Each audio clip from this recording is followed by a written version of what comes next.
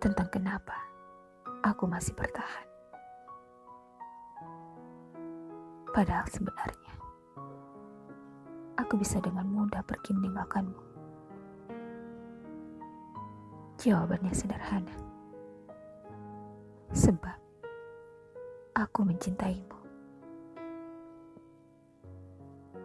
Tentang kenapa aku masih tetap percaya bahwa suatu saat nanti kau akan berubah.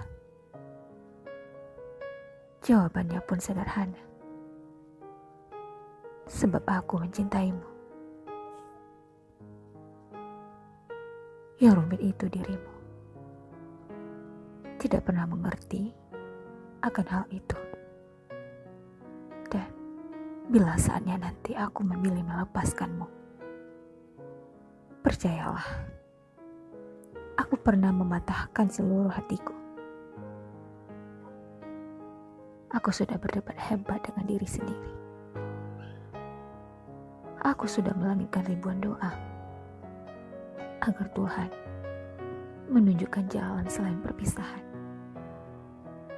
Sebelum akhirnya aku terima takdirnya, bahwa memang satu-satunya cara adalah rela.